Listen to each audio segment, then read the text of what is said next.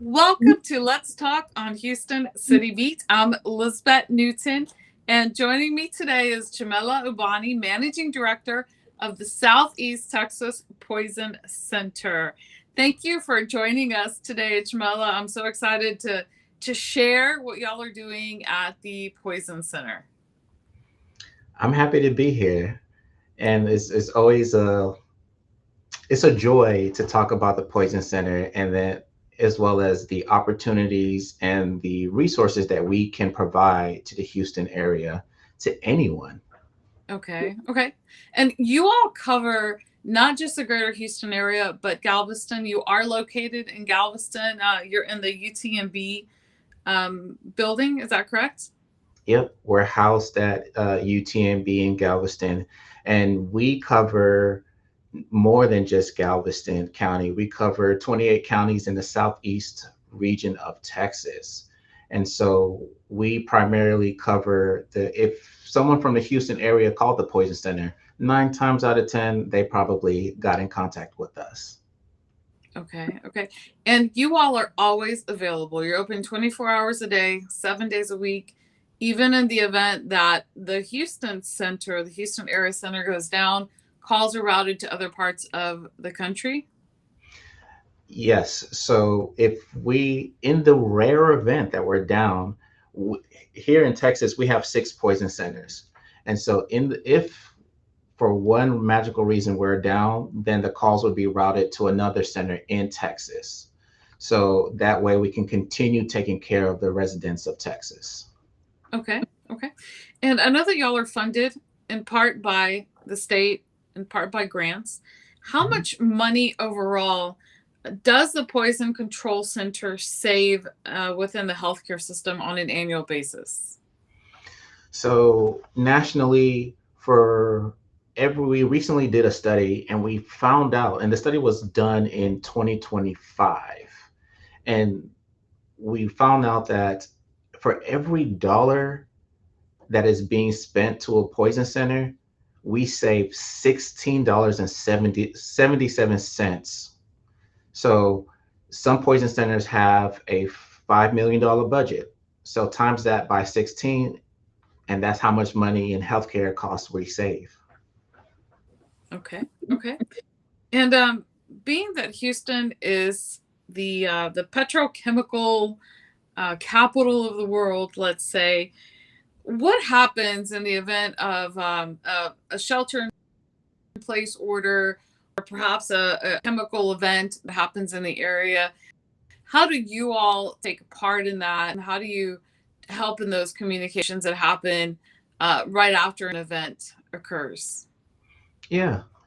So whenever an event occurs, we hear from the EMS or the emergency management services that is there on scene. And sometimes we may even hear from the someone from the petrochemical themselves. They'll call us and they'll let us know, hey, this is what happened. These are the chemicals that we are expect to be involved in this situation. And once we get that data, and then we we get in contact with, it will be me and my medical director.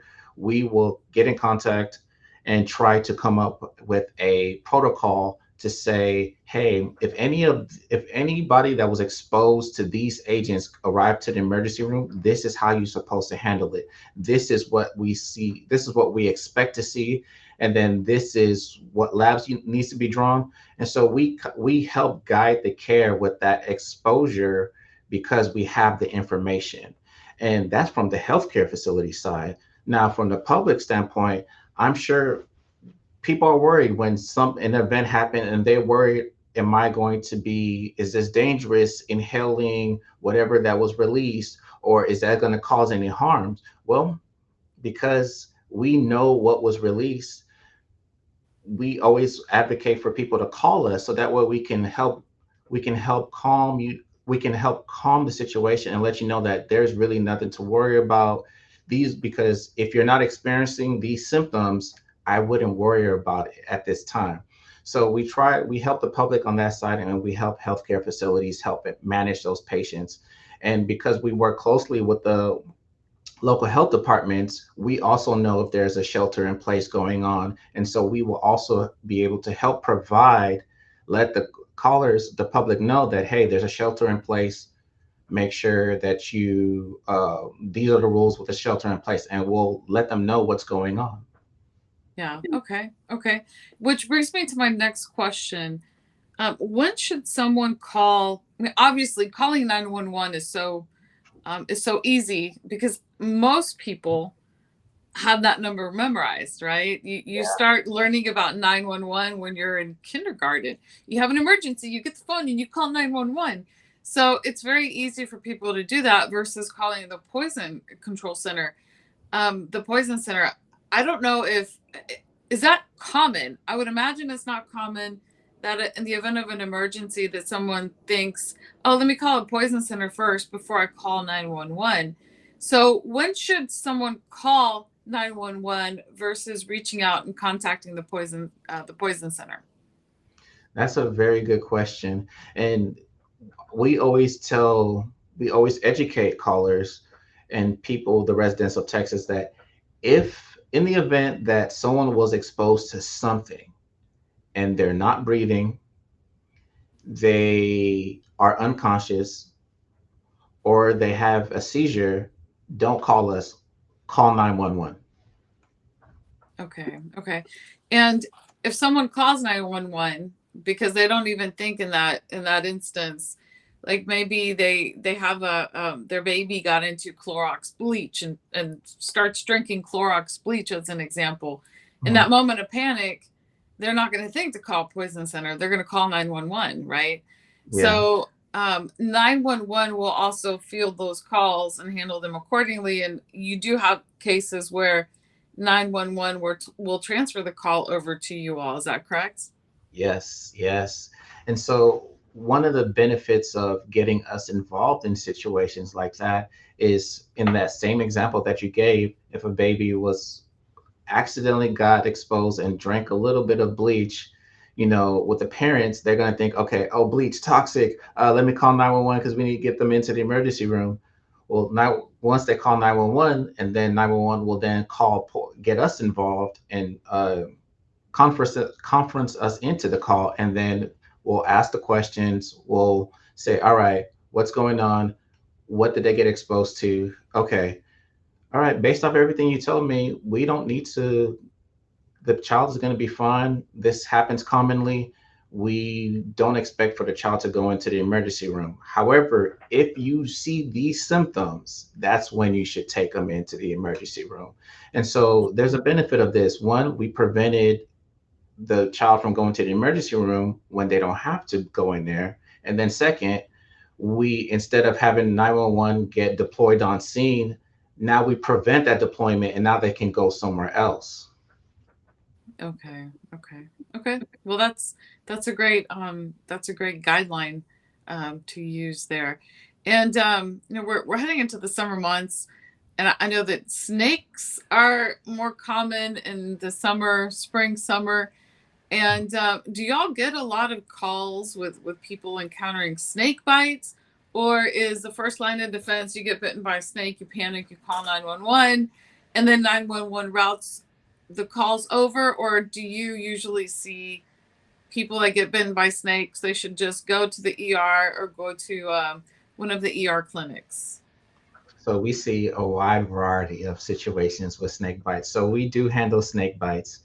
And if someone were to get bitten by a snake, we always recommend for them to go into the emergency room, because most of the time, callers that got bitten by a snake, they can't identify the snake. And even if the snake is still there, we never recommend, oh, get close up, get as close as you can to the snake to take a picture in order so we can identify it. No, we don't recommend that. We want you to get as far away from the snake as possible. So if someone got bitten by a snake, we always recommend for them to go into the emergency room for observation, because you're right there. And if you need antivenom, you're in the best place to receive the antivenom.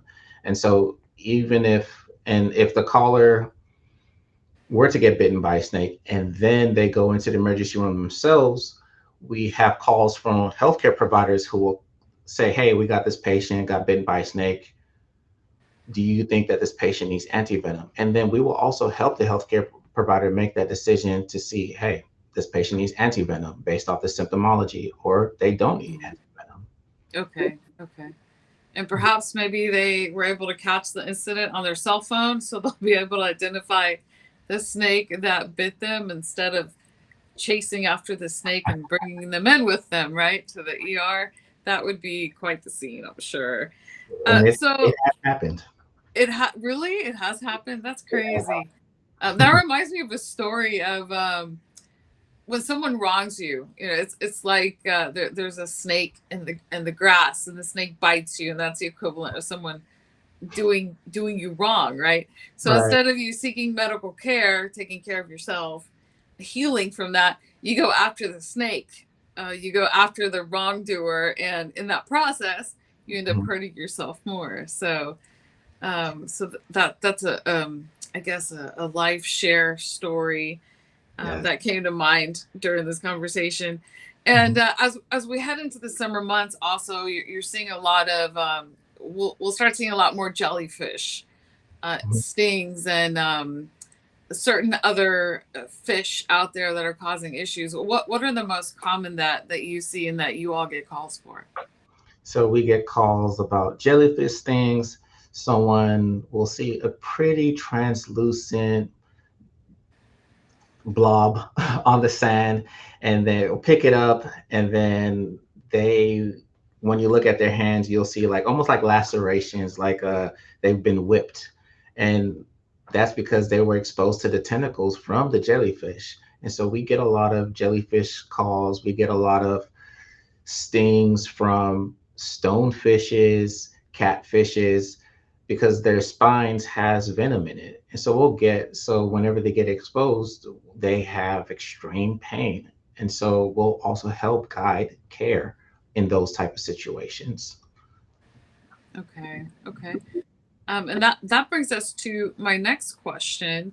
Mhm. We have over 140 different languages spoken in our metro area. How do you all deal with callers that do not speak English, that are not fluent in English? And I'm glad you mentioned that, because that's something that I've been very passionate to educate the citizens of Texas, that even if you're not fluent in English, please still call the 1-800 number, 222-1222 number, because if you do and we find out, okay, oh, you're fluent in Spanish or fluent in French, we have translators that we can call to join in the call in order to help translate the call, so that way we can help you out on that time, that during that moment, excuse me. So no matter what language you speak, call the poison center number. We'll find somebody that can translate for us and to provide you with the care that you need. Okay, okay. And do y'all do a lot of community outreach efforts in order to drive that message across, in addition to all of the other campaigns that y'all are involved in? Hmm. Yeah, here in the poison center, we have two educators, and two may seem like, oh, you cover 28 counties and you only have two educators. Yeah, we all try to pitch in with the education, to provide education to the public and to professionals. And so we have our educators go out to the different counties in order to provide education and to drive that message, to call the poison center if you have any questions, if you were exposed. And we try to target the like the Vietnamese community. We try to target the Latino community, so that way they know that this is a resource that is provided for them. Yeah, yeah. My background, I'm originally from Cuba, Mm. and one of the things that culturally we're really bad at is sharing medication, right? Oh, I have this pain on my shoulder, and my doctor gave me this. Why don't you take it too? Do you see a lot of calls about medication issues, or maybe even problems with kids getting into medications that they shouldn't be getting into.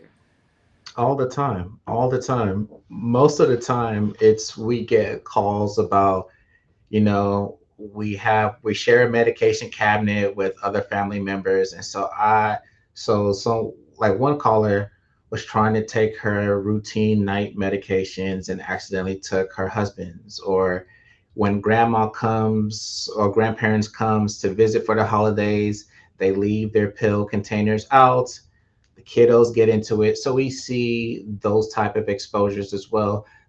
And sometimes, if, say for example, in that scenario, oh, I have a pain in my shoulder, oh, I was given this prescription, the strong pain medication, here, you can take it, that'll help your with your pain.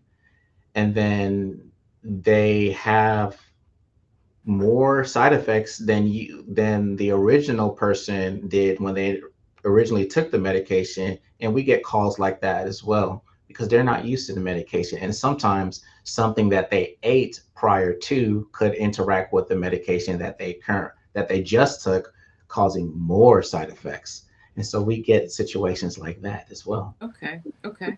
And do y'all keep these calls confidential? I know that there are some privacy concerns, but you all also share information with other agencies about, like, if you're seeing a common trend out there in the city, in the metro area. How are those things handled? Yeah, and that's another great question, because I always try to let everyone know that the Poison Center, we're fast, free, and confidential. So what you tell me doesn't get reported to the law enforcement, so you're not going to get in trouble based off the information that you share with us. And when it comes to trends that we're noticing, and so that's one of the beauties about the Poison Center, is not only do we help manage exposures, or if you got into something that you wasn't supposed to, we what we do with that data is, now, okay, we see that this person.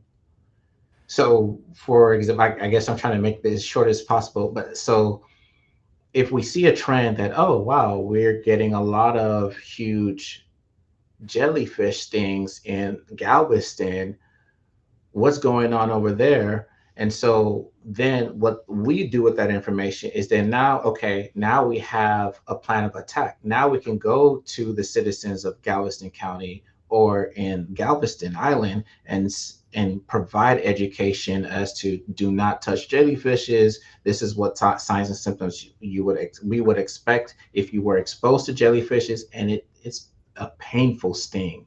So it can help guide our education efforts. So that's another thing that we do when we start to see trends like that. Okay. Okay. Okay. Well, Chimela, this is all the time we have for today. I have really enjoyed having this conversation with you, and I hope that we return again to share more information and provide education to the audience. And thank you so much for sharing the love that you have for what you do with the Greater Houston area. And we're very blessed to have you all here as a resource. Thank you. I was born and raised in Houston, so any way I can give back to the city that I was born in, I'm all for it. Yeah, that's even better. I'm so glad we closed out with that. Thank you so much. So I'm Lisbet Newton with Houston CityBeat, and you've been watching Let's Talk. Thank you so much, and we will see you again soon.